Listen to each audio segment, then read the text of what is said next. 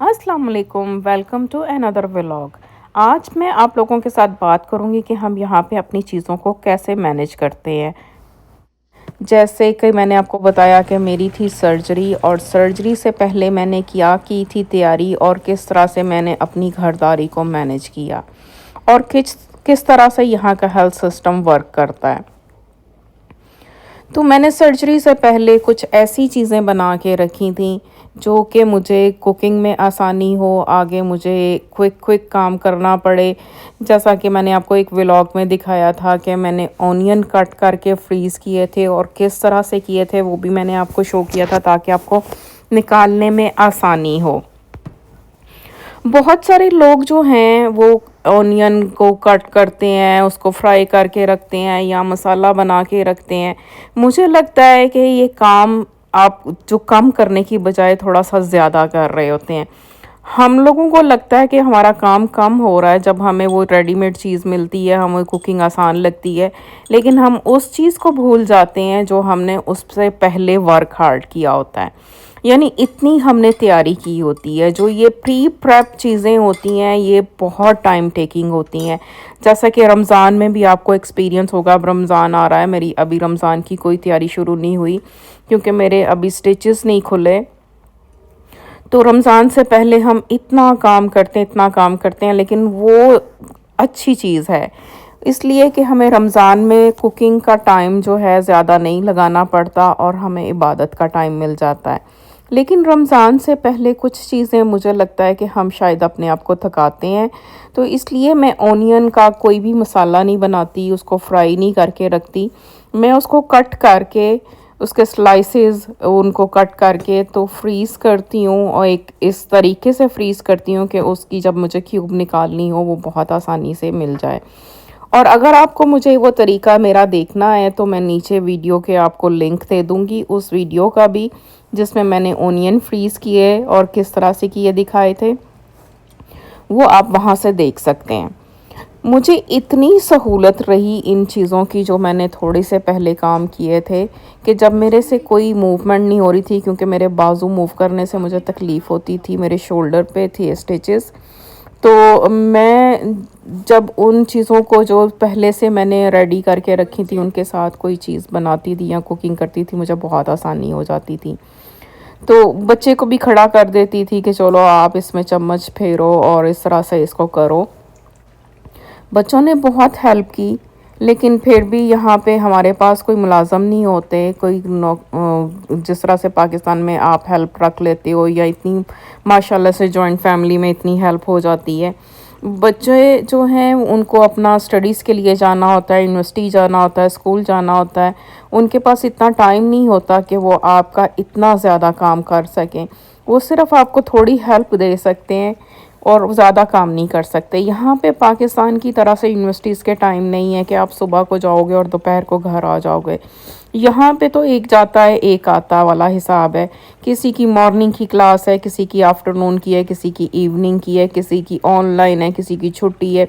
और ये ऑनलाइन वाला जो ड्रामा शुरू हुआ है ना, इसमें तो अक्सर बच्चे कहते हैं कि जी मामा बोलना नहीं है, आप लोग बोलना भी अलाउड नहीं हो क्योंकि हम लोग क्लास ले रहे हैं।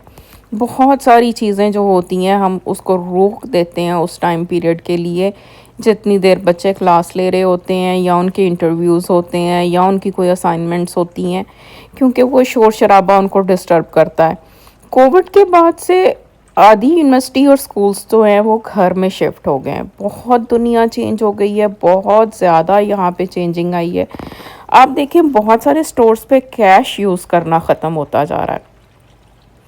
हालांकि कैश में बरकत होती थी, कार्ड्स में आपको पता नहीं चलता कितना आप खर्च कर लेते हो, तो वो कैश भी यूज़ होना बंद होता जा रहा है। बच्चों को बहुत सारी ट्रबल इस चीज़ में फ़ेस करनी पड़ती हैं। बच्चों की हैबिट्स उसी में डेवलप होती जाती हैं। एक नई दुनिया में हम आ गए हैं। वो कहते हैं कि हमारी जनरेशन ने तो तरक्की होते देखी, बहुत सारी चीज़ें हमने खुद अपनी आँखों से देखी।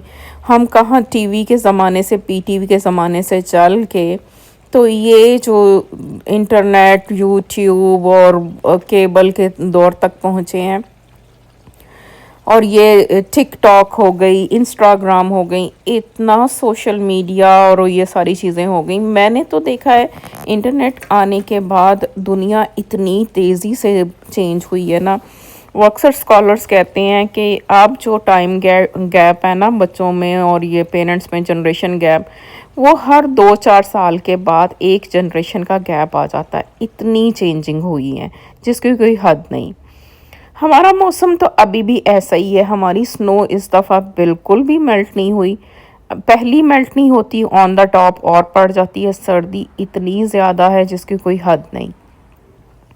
और मैंने तो घर से निकलना बंद किया हुआ है। जब मेरे स्टिचेस खुलेंगे उसके बाद मैं जाके रमज़ान की शॉपिंग करूँगी और अपनी रमज़ान की तैयारी करूँगी। बहुत सारे लोग यहाँ पे केटरिंग का काम करते हैं कि आप उनसे चीज़ें बनवा लें, लेकिन वो मुझे लगता है कि कुछ टू मच एक्सपेंसिव होती हैं। आपका बजट थोड़ा सा आउट होता है। और वो जैसे रोल और समोसे, उनके साइज़ भी बहुत छोटे होते हैं।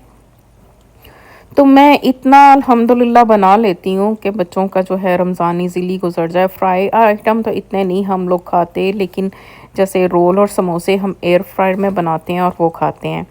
तो बस मैंने ये जो कबाब बनाए थे, बेसिक कबाब थे बनाने, सोचा था कि चपली कबाब बनाऊंगी और एक बहुत मज़े की रेसिपी आपके साथ शेयर करूंगी चपली कबाब के साथ मैं जो यूँ बनाती हूँ। लेकिन मुझे फिर याद आया कि मेरा तो आगे टाइम मुश्किल होना है, तो मैंने ये जो कबाब बनाए थे इनको एज अ कबाब भी यूज़ किया था। और फिर मैं इनके और भी इससे वैरायटी बना सकती हूँ, यानी मैं आपको वो भी दिखाऊंगी कि इन कबाब से मैंने आगे क्या क्या कुछ किया। तो ये बेसिक कबाब हैं जो आप बना के फ्रीज़ कर सकते हो। मैं मोस्टली जो है फ्राई करके चीज़ों को फ्रीज़ करती हूँ, उनको कच्चा नहीं करती, क्योंकि इसमें आपका टाइम कम लगता है जब दोबारा हमने इसको आगे इसकी न्यू डिश बनानी होती है। और ये कि जब हम फ्राइंग करते हैं, बार बार करते हैं, तो हमारा स्टोव गंदा होता है, पैन गंदा होता है, ये ऑयल भी जो है ये भी गंदा हो जाता है। आपको पता है कि ये ऑयल इतना कोई यूज़ के काबिल नहीं रहता जिसमें हमने कोई फ्राइंग की होती है, और स्पेशली कोई चिकन की चीज़। तो इसलिए मैं कंप्लीट इसको फ्राई करके फिर फ्रीज़ करती हूँ और उसके आगे फिर उसको यूज़ में लेके आती हूँ।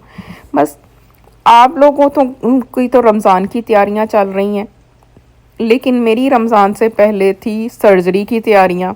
अब अल्हम्दुलिल्लाह सर्जरी हो गई है, हीलिंग प्रोसेस भी ऑलमोस्ट में कंप्लीट है। उसके बाद जैसे ही मेरे स्टिचेस ओपन होंगे तो मैं अपनी रमज़ान की तैयारी शुरू करूँगी। हमारी लाइफ कुछ इस तरह से ही गुजरती है। हमें बहुत चीज़ों को मैनेज करके चलना पड़ता है, अप फ्रंट हमें देखना पड़ता है, सोचना पड़ता है। आप लोग सिर्फ रमज़ान में कोई मील प्रेप करते होंगे अप फ्रंट, हमारा तो ऑल द टाइम चलता होता है। मेरे हस्बैंड अक्सर कहते हैं कि तुम एक टाइम में कई काम करती हो, एक सालन बना लो, दूसरी जो है क्यों काम कर रही हो। लेकिन अब मैं उनको कैसे एक्सप्लेन करूं ये चीज़ कि जो सब्ज़ी सालन हम बना रहे होते हैं उसका जो काटने का प्रोसेस, उसका मील प्रेप जो होता है वो इतना टाइम टेकिंग होता है कि अगर हम उसी दिन करें तो हम नहीं पूरा उतर सकते, क्योंकि हमें और काम भी बहुत करने होते हैं। हमारे तो कोई मासी नहीं आ रही कि बर्तन धो देगी, कपड़े धो देगी या डस्टिंग कर देगी। तो इसलिए मैं एक खाना बना रही होती हूँ और दूसरे खाना जो होता है कोई सब्ज़ी या कुछ इस तरह से चीज़ें, उसका जो है वो प्रेप जो मेरा चल रहा होता है, उसको तैयार करके मैं मोस्टली जो अपनी वेजिटेबल्स जो हैं कट करके फ्रीज़ कर देती हूँ। या कुछ ऐसी होती हैं जैसे भिंडी हो गई, मेरी अम्मी भी उनको कट करके फ्राई करके फ्रीज़ किया करती थी, तो मैं भी उसको फ्राई करके फ्रीज़ करती हूँ, क्योंकि अदरवाइज़ वो लेस बहुत छोड़ देती है। कुछ ऐसे ट्रिक्स हैं जो कि हम अपने एक्सपीरियंस के साथ लर्न करते हैं, कुछ हमने अपनी माओ से सीखे होते हैं। मेरी अम्मी भी वर्किंग लेडी थी, तो उन्होंने बहुत सारे ऐसे जो है काम किए होते थे, बहुत सारी ऐसी चीज़ें वो करती थी जो हम उनसे सीखते थे। और मोस्टली वो अगर नहीं भी बताती थी तो उनको देख के हमने बहुत कुछ सीखा।